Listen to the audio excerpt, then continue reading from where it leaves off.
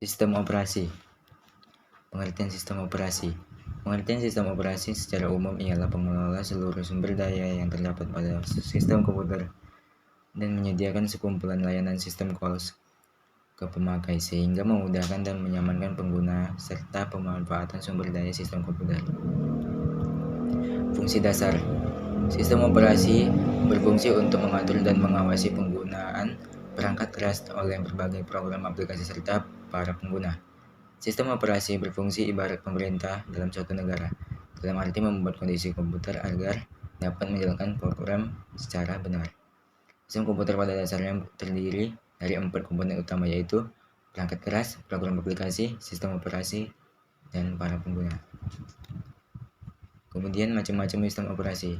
Berikut ini adalah macam-macam sistem operasi dalam bentuk tabel berikut: Android, Google, Amiga OS, Commodore, AIX dan AIXL, IBM, Chrome OS, Google, Coral Linux, Coral, iOS, Apple, Mac OS, Apple, MS-DOS, 16X, Microsoft, Nextsteps, Apple, OS2, IBM, Symbian, Nokia, Microsoft Windows, Microsoft, Windows Phone, Microsoft, Unix, Bell Labs, Linux Torvald.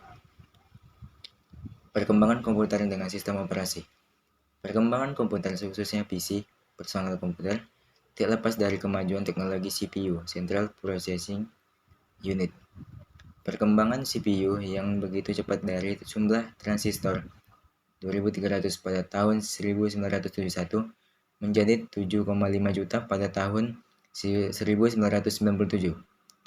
Perkembangan ini semula untuk diimplementasikan untuk menjalankan sistem operasi DOS, Disk Operating System, yang dikeluarkan oleh Microsoft sebagai pemasok software pada saat itu.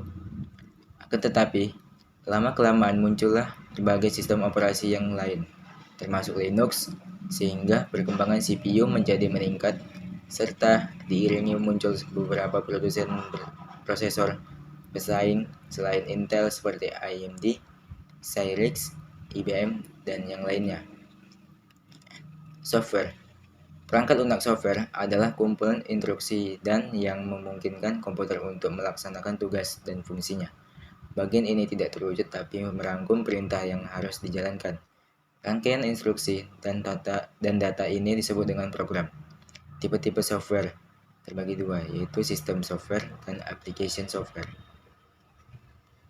Kesimpulan dalam adanya sistem operasi adalah untuk mengatur dan mengontrol sumber daya komputer agar dapat digunakan secara efisien oleh program-program yang berjalan.